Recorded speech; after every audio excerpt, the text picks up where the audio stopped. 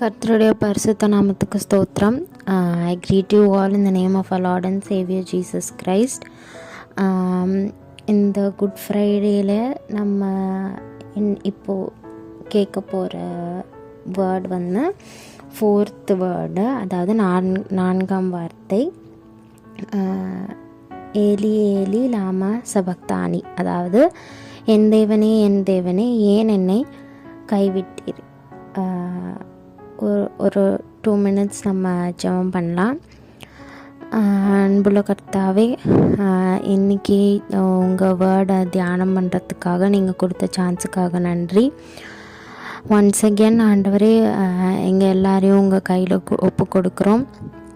உங்கள் ஹோலி ஸ்பிரிட்டால் எங்களை நிரப்புங்க. நீங்கள் பேசுங்க எங்ககிட்ட, நாங்கள் கேட்குறோம். இயேசுவின் மூலம் ஜெபங்கிற நல்ல பிதாவே, ஆமீன். ஒரு பாட்டு பாடலாம். ஸ்நேகத்தின் சிகரமாம் என் இயேசுராஜன் சிந்தினாரே கண்ணீர் சிலுவையிலே. ஸ்நேகத்தின் சிகரமாம் என் இயேசுராஜன் சிந்தினாரே கண்ணீர் சிலுவையிலே. கண்ணீரும் தாழவே வழிந்ததை கண்டேன், என் கவலைகள் தீர்க்கவே நீர் மறித்தீர். கண்ணீரும் தாழவே வழிந்ததை கண்டேன், என் கவலைகள் தீர்க்கவே நீர் மறித்தீர். உந்தன் ஸ்நேக வாக்குகள் என்றும் மாறிடாததால் என்னை என்றும் வழி நடத்தும் உந்தன் ஜீவ பாதையில், உந்தன் ஜீவ பாதையில் உந்தன் ஸ்நேக வாக்குகள். ஓகே, ஸோ தாட்குள்ளே போகலாம். அதாவது இந்த 4th வேர்டோட. ஸோ ஜென்ரலி இந்த வேர்டை எப்படி சொல்கிறாங்கன்னா, வேர்ட் ஆஃப் அபேண்டன்மெண்ட்டுன்னு சொல்கிறாங்க. அதாவது கைவிடப்படுதலின் வார்த்தை அப்படின்னு சொல்கிறாங்க. ஏன் அப்படி சொல்கிறாங்கன்னா, ஏன்னா ஜீசஸ் வந்து காடால் கைவிடப்பட்டுறாரு. இந்த வார்த்தையை அவர் சொல்லும் போது, இதுக்கு முன்னாடி என்ன ஆகுதுன்னு நம்ம பார்த்தோன்னா, சன் வந்து டார்க் ஆகிடுது. அதாவது சன் வந்து இட்ஸ் நாட் ஷைனிங், அப்போது ஃபுல்லாக டார்க் ஆகிடுது. அப்போது அந்த மாதிரி ஆகி தேர்ட் ஹவர் ஆஃப் த டேல தான் வந்து ஜீசஸ் வந்து இந்த மாதிரி இந்த வார்த்தையை சொல்கிறாரு. என் தேவனே ஏன் என்னை கைவிட்டீர் அப்படின்னு சொல்கிறார். இந்த மொமெண்ட்டில் தான் ரிசர்ச்சர்ஸ் என்ன தியாலஜிக்கல் ரிசர்ச்சர்ஸ் என்ன சொல்கிறாங்கன்னா, இந்த மொமெண்ட்டில் தான் லைக் நம்மோட உலகத்தில் இருக்க எல்லா மனுஷங்களோட பாவமும் ஜீசஸ் எடுத்துக்கொண்டாரு அப்படின்னு சொல்லப்படுது. ஸோ அந்த ஒரு நேரத்தில், since we all know God is a person who hates evil, அதாவது who hates sin, அதாவது பாவத்தை பார்க்காத சுத்த கண்ணன் அப்படின்னு அவருக்கு பேர் கூட இருக்கு. ஸோ இந்த நேரத்தில் கண்டிப்பாக காட் வந்து ஜீசஸை வந்து கைவிட்டிருப்பாரு. ஏன்னா he had the whole world sin on him. So அந்த நேரத்தில் தான் அவர் வந்து இந்த வார்த்தையை சொல்கிறாரு. ஸோ இது வந்து அந்த வேர்டோட கான்டெக்ஸ்ட். அப்புறம் பைபிள் ரிசர்ச் பண்ணவங்களுக்கு தெரியும். ஸோ இந்த சேம் வேர்ட் வந்து இதுக்கு முன்னாடி, லைக் இந்த இன்சிடெண்ட் நடக்கிறதுக்கு முன்னாடி சாம் 22:1, அதாவது டேவிட் சங்கீதக்காரன் இதே வார்த்தையை சொல்லியிருக்காரு. சங்கீதம் 22ஆம் அதிகாரம் 1ஆம் வசனம் எடுத்து படித்தோன்னா தெரியும். அதுலேயும் இதே வசனம் இருக்குது, என் தேவனே ஏன் என்னை கைவிட்டீர்னு. ஸோ நம்ம வந்து அதில் அந்த 22nd சாம் ஃபுல்லாகவே நம்ம ரீட் பண்ணோன்னா, அதில் பார்த்திங்கன்னா டேவிட் வந்து ஓடி ஒளிராரு அவரோட எனிமீஸ் கிட்டேருந்து. அதே மாதிரி அவரோட எனிமீஸ் கிட்டேருந்து அவரை காப்பாற்றிக்கிறதுக்காக கடவுளை வேண்டுறாரு. அதாவது he is asking God to save him from his enemies because he is hiding from his enemies. அப்போது டேவிடுக்கு வந்து எந்த க்ளூவுமே கிடையாது. அதாவது அவர் வந்து பாதுகாக்கப்படுவாரா அப்படி இல்லையா அப்படின்னு ஒரு க்ளூலெஸ்ஸான சிச்சுவேஷன், ஒரு நம்பிக்கையே இல்லாத ஒரு சிச்சுவேஷனில் அவர் இருக்கார். ஸோ இந்த நேரத்தில் அவர் என்ன நினைக்கிறாருன்னா, கடவுள் அவரை வந்து கைவிட்டுட்டாருன்னு நினைக்கிறாரு. அதனால தான் வந்து அவர் அந்த வார்த்தையை சொல்கிறாரு, என் தேவனே என் தேவனே ஏன் என்னை கைவிட்டீர் அப்படின்னு. ஸோ நம்ம வந்து கொஞ்சம் டீப்பராக இந்த சங்கீதத்துக்குள்ளே போனோம்னா அதில் வந்து என்ன சொல்கிறாங்கன்னா, அதாவது இந்த சங்கீதம் 22ஆம் அதிகாரம் எந்த நேரத்தில் எழுதப்பட்டிருக்கோன்னா, ஒன்று சவுல் வந்து தாவீதை கொல்ல ட்ரை பண்ணப்போ, ஏன்னா அந்த நேரத்தில் தான் அவர் வந்து ஓடி ஒளிஞ்சிட்டு இருந்தார். ஸோ ஃபஸ்ட்டு சினாரியோ என்னவாக இருக்கும்னா, சவுல் வந்து தாவீதை வந்து கொலை பண்ணுறதுக்கு தேடிட்டு இருந்தப்போ. ரெண்டாவது அப்சலோமோட பிரச்சனை நடந்தப்பையும் அதே தான் சினாரியோ. என்னன்னா, தாவீதை வந்து தேடி கொல்றதுக்கு ட்ரை பண்ணிட்டு இருந்தாங்க. ஸோ இந்த ரெண்டு சினாரியோலையும் எய்தர் ஒன் அவர் வந்து இந்த சங்கீதத்தை எழுதியிருக்கலாம் அப்படின்னு சொல்லப்படுது. ஸோ இந்த ரெண்டுத்தையும் நான் ஜஸ்ட் கம்பேர் பண்ணுறேன், ஜீசஸோட கிராஸில் இருக்கிற வேர்டையும் டேவிட் சொன்ன இந்த வேர்டும். ஸோ நம்ம கம்பேர் பண்ணி பார்த்தோன்னா ரெண்டுமே வந்து பர்சனல் ஸ்ட்ரகிள் ஆஃப் அபேண்டன்மெண்ட்னா அவங்க வந்து என்ன சொல்கிறது, அவங்களுக்கு ரொம்ப இஷ்டப்பட்ட, ரொம்ப என்ன சொல்கிறது, க்ளோஸ் டு ஹார்ட்டுன்னு சில பர்சன் இருப்பாங்களே. ஸோ அந்த மாதிரி ஒரு பர்சனால் கைவிடப்பட்டு முதுகில் குத்துறதுன்னு சொல்லுவாங்க. ஸோ அந்த மாதிரி ஒரு பர்சனால் கைவிடப்பட்டிருக்காங்க அவங்க. யாருன்னா ஜீசஸும் டேவிட் வந்து அப்சலோம் வந்து அவனோட சன்னு. அப்போது சால் வந்து டேவிடும் சாலும் எவ்வளோ க்ளோஸாக இருந்தாங்கன்னு நமக்கு தெரியும். ஸோ இந்த மாதிரி ஒரு சிச்சுவேஷனில் அவங்க வந்து கைவிடப்படுறாங்க. இந்த ரெண்டு சிச்சுவேஷனில் பார்த்தோன்னா, in case of David, in case of Jesus அவரோட ஹெவன்லி ஃபாதரே அவரை வந்து கைவிட்டுட்டார். அதாவது அதுக்கு மேலே அவருக்கு வந்து ஜீசஸ் வந்து அவர் லிசன் பண்ணல. ஸோ அவர் வந்து கை விட்டுட்டார். அதனால ரெண்டு பேருக்கும் they had this personal struggle of abandonment. ஏன்னா அவங்களுக்கு மட்டும்தான் தெரியும் அந்த அபேண்டன் ஆகிற வலி என்னென்னு. ஸோ லைக் கைவிடப்படுறதோட வலி. அப்போது ஜீசஸ் வந்து இது எல்லாமே எக்ஸ்பீரியன்ஸ் பண்ணியிருக்காரு.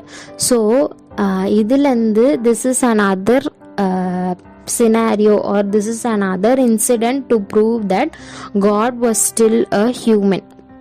ஸோ நம்ம வந்து ப்ரூவ் பண்ணலாம், லைக் நம்ம வந்து ஜீசஸை பற்றி யார்கிட்டையாவது சொல்ல போகிறோன்னா we can take this incident also to prove that Jesus was also a human only அப்படின்னு.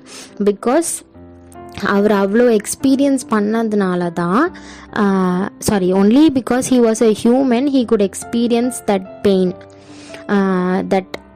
அந்த கைவிடப்படுதலோட வலியை அவர் அப்போ தான் அவரால் புரிஞ்சிக்க முடியும். ஸோ நமக்கும் லைஃப்பில் இந்த மாதிரி நிறைய சிச்சுவேஷன்ஸ் வந்திருக்கும். எஸ்பெஷலி நம்மளோட என்ன சொல்கிறது, நம்மளோட இருக்கிறதுலே கஷ்டமான நேரத்தில் தான் சில பேர்லாம் கைவிட்டுருவாங்க. சில பேர் இல்லை, மோஸ்ட்டாக எல்லாருமே கைவிட்டுருவாங்க. அது வந்து நம்மளோட லைஃப்பில் நிறைய வாட்டி நடந்திருக்கும். எப்போ நம்ம கையில் ஒன்றுமே இல்லையோ அப்போ தான் நம்ம கூடயும் யாரும் இருக்க மாட்டாங்க, எல்லாரும் கைவிட்டுருவாங்க, கை விரிச்சிருவாங்கன்னு சொல்லுவாங்க. ஸோ அந்த மாதிரி அந்த ஒரு situation God also Jesus also has experienced. So அதை வந்து நம்ம மைண்டில் வச்சுக்கணும். அதனால தான் because he experience that pain, like நான் கைவிடப்படுதலோட வழியை அவர் எக்ஸ்பீரியன்ஸ் பண்ணதுனால தான். எதனால அவர் கைவிடப்பட்டார்னா because he had all our sins on him, அதாவது நம்மளோட பாவத்தை அவர் ஏற்றுக்கிட்டதுனால அவர் வந்து காடால் கைவிடப்பட்டார். ஸோ அந்த மாதிரி நம்ம we should not be abandonedன்றதுனால what he did, he rose again, அதாவது மூன்றாம் நாள் உயிர்த்தெழுந்து கடவுள்கிட்ட போய் கடவுளோட ரைட் ஹேண்டில் உட்காந்துருக்காரு. ஏன் நம்ம போய் நம்மளோட சின்ஸை கன்ஃபெஸ் பண்ணும் போதோ, இல்லை நம்ம போய் ஏதாவது பேசும் போதோ, ஏதாவது வெண்ட் அவுட் பண்ணும் போதோ, ஏதாவது புலம்பும் போதோ அவர் பரிந்து பேசுவார் கடவுள்கிட்ட. ஸோ நம்ம அந்த ஒரு பெயின், அந்த ஒரு கைவிடுதலோட பெயினை வந்து எக்ஸ்பீரியன்ஸ் பண்ணக்கூடாது அப்படின்றதுனால தான் அவர் வந்து பரிந்து பேசுகிறார் தகப்பன்கிட்ட. ஸோ இதை வந்து நம்ம புரிஞ்சுக்கணும். நம்ம வந்து மோஸ்ட் ஆஃப் த டைம் என்ன நினைக்கிறோன்னா, அவர் என்ன இந்த மாதிரி சிச்சுவேஷன்ஸ்லாம் அண்டர்கோ பண்ணியிருப்பாரா, இதெல்லாம் வந்து அவர் எக்ஸ்பீரியன்ஸ் பண்ணியிருப்பாரா அப்படின்னு தான் நம்ம நினைக்கிறோமே தவிர, அவர் வந்து நமக்கு மேலேயே எக்ஸ்பீரியன்ஸ் பண்ணியிருக்காரு, நமக்கு மேலேயே பெயின் அண்டர்கோ பண்ணியிருக்காரு. அது மென்டல் பெயின் மட்டும் இல்லாமல் ஃபிசிக்கல் பெயினுமே அவர் அண்டர்கோ பண்ணியிருக்காருன்னு நம்ம வந்து மறந்துடுறோம்.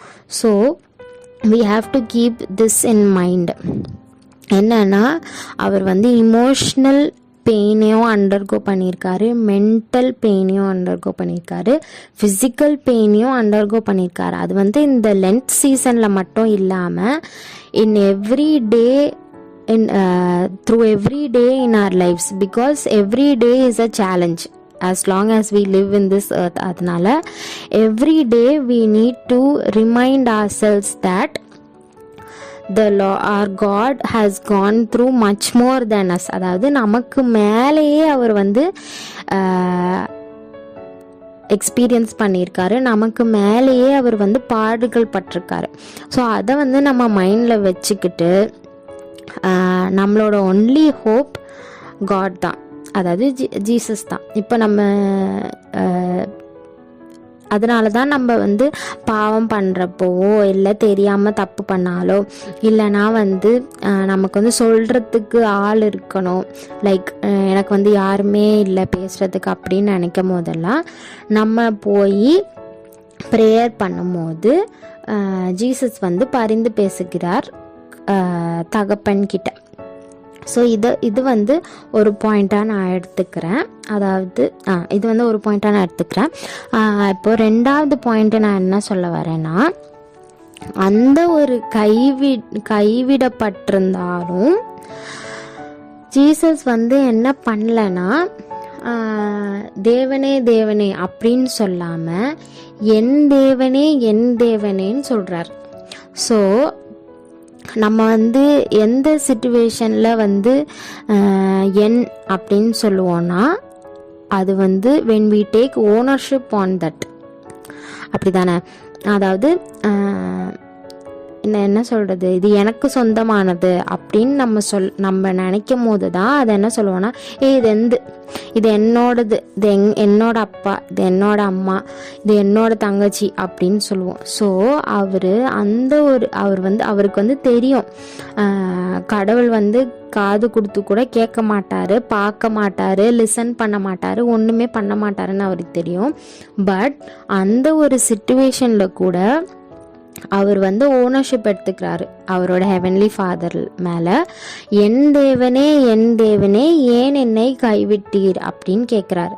ஸோ நீங்கள் வந்து யோசிக்கலாம், இப்போ வந்து அந்த ஒரு சிச்சுவேஷனில் நான் கைவிடப்பட்டிருக்கேன் அப்படின்னு இருக்கும் போது நம்ம வந்து எப்படி அந்த மாதிரி ஓனர்ஷிப் எடுக்கிறது இந்த சென்ஸ் எப்படி அந்த மாதிரி உரிமை கொண்டாடுறது, அவர் எப்படி உரிமை கொண்டாடினாரு அப்படின்னு நம்ம யோசிக்கும் போது அவருக்கு அந்த அளவுக்கு லவ் இருந்துச்சு.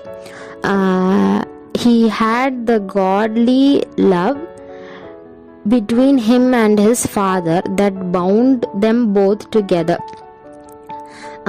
So எப்பவுமே வந்து may it be between husband and wife, or may it be the parents and children, or may it be between friends or any relationship on this earth, நம்ம எப்படி ஆஸ் கிறிஸ்டியன்ஸ் நம்ம எப்படி ஜெபம் பண்ணணும்னா bind us with godly love அப்படின்னு prayer பண்ணணுமா. அப்போ தான் அது ஃபேமிலியாக இருக்கட்டும், எனி அதர் ரிலேஷன்ஷிப்பாக இருக்கட்டும், it will stay for long and no matter what we will not give up on each other.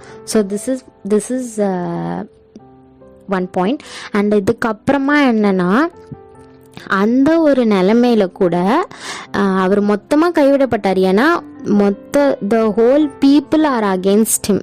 அவருக்கு எதிர்க்க எல்லாருமே அவருக்கு எதிர்க்க தான் இருக்காங்க. யாருமே வந்து அவருக்கு சப்போர்ட் பண்ணுறதுக்கு அங்கே யாருமே இல்லை. மேபி அவரோட அம்மா இருந்திருக்கலாம், அதாவது மதர் மேரி, பட் அவங்க டிசைபிள்ஸ் கூட அந்த இடத்துல இருந்ததா பைபிளில் இல்லை. அதனால யாருமே அவருக்கு வந்து சப்போர்ட்டிங்காக யாருமே கிடையாது. அதுவும் இல்லாமல் அவரோட தகப்பன், அதாவது ஹெவன்லி ஃபாதரும் அவரை வந்து கைவிட்டுட்டார். ஸோ இந்த ஒரு நிலைமையில கூட அவர் வந்து என் தேவனே அப்படின்னு கூப்பிடுறாருன்னா அவருக்கு எந்த அளவுக்கு how much he would have been bound by his love.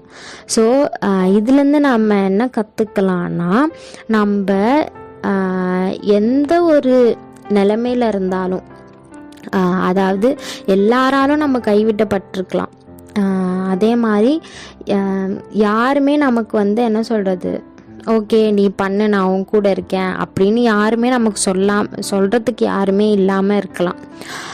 And நம்மலாம் வந்து அடித்து பிடிச்சி மேலே வந்தாலும் பிடிச்சி கீழே தள்ளுறவங்க கூட இருக்கலாம். பட் நம்ம எல்லா நேரத்திலும் கடவுள் மேலே பாரத்தை போட்டுட்டு அவரோட சித்தத்தை செய்கிறதுக்கு ஓடிக்கிட்டே இருக்கணும். ஏன்னா நமக்கு இருக்கிற ஒரே ஹோப்பு அவர் தான். அதனால் நம்ம வந்து அவரை வந்து சப்போர்ட்டாக வச்சுட்டு அவர் மேலே நம்ம எல்லா ஹோப்பையும் போட்டு விசுவாசத்தில் ஓடிக்கிட்டே இருக்கணும். ஏன்னா அவரை தவிர நம்ம கூட கடைசி வரைக்கும் வரப்போகிறது யாருமே கிடையாது. ஸோ இந்த 2 விஷயத்த நான் வந்து முன்வைக்க விரும்புகிறேன்.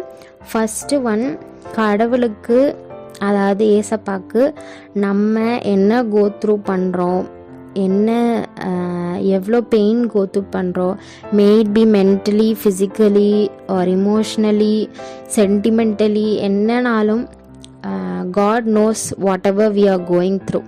அண்ட் நம்ம வந்து பாவமே பண்ணியிருந்தாலுமே அதுக்கு போய் சொல்கிறதுக்கு யாரும் இல்லை. அதாவது நம்ம வந்து கைவிடப்பட்ட நிலைமையில் இருந்தாலுமே நம்ம வந்து நம்ம பேசுகிறத கேட்குறதுக்கு ஒரு ஆள் இருக்குது அப்படின்னு நீங்கள் ரிமெம்பர் பண்ணணும். ஏசப்பாக்கு வந்து நம்ம அண்டர்கோ பண்ணுறதுலாம், நம்ம கோத்ரூ பண்ணுறதுலாம் ஒன்றும் தெரியாது அப்படின்னு நம்ம நினைக்கக்கூடாது. செகண்ட்லி, நம்ம எவ்வளோ ராக் பாட்டம் போனாலும், அதாவது பாறைக்கு அடியில், பாறையின் அடிப்பகுதி அப்படின்னு சொல்லுவாங்க, ஸோ அந்த அளவுக்கு நம்ம ஹிட் பண்ணாலும், லிட்ரலாக ஒன்றுமே இல்லை என் கையில், சும்மா ரோட்டில் நிற்கிறேன் அனாதையா அப்படின்னு நம்ம இருந்தாலுமே நம்ம கடவுள் நமக்கு இருக்காரு அப்படின்ற தாட் நமக்கு வேணும். அண்ட் அவர் கையை பிடிச்சிக்கிட்டு நம்ம நடக்க ஸ்டார்ட் பண்ணணும். This is the worst of situations. But நம்ம வந்து கோத்ரூ பண்ணுறதுலாம் அந்த அளவுக்கு இல்லை. லைக் ரோட்டில் அனாதையாக நிற்கிறன்ற அளவுக்குலாம் வராது. வந்தாலும் நம்ம வந்து அவரை மாத்திரமே, அதான் கர்த்தரையே நம்பிக்கையாய் கொண்டிருக்கிற மனுஷன் பாக்கியவான், அந்த வசனத்தை இங்கே வந்து நான் ஞாபகம் வச்சுக்கலாம். இன்னொன்று நான் சொல்லிக்க விரும்பல, இப்போ நம்ம வந்து காட் அப்படின்னு இப்போ உலக பிரகாரமாக நம்ம கேட்டோன்னா அவங்க என்ன சொல்லுவாங்க, ஆள்றது, உலகத்தை ஆள்றது, ப்ளஸ் பவர் இருக்குது, ஆம்னிபொட்டன் அந்த மாதிரிலாம் சொல்லுவாங்க. பட் நமக்கு என்ன, God is love. God is love and love only. Why? Because he gave his life for us. So இந்த குட் ஃப்ரைடே அப்போ மட்டும் இல்லாமல் லைஃப் பூரா நமக்காக ஒரு கடவுள் சிலுவையில் இறந்திருக்காரு அப்படின்ற தாட்டோட அவரையே கடைசி வரைக்கும் லவ் பண்ணிவிட்டு சந்தோஷமாக இருக்கலாம். Thank you. Praise be to God.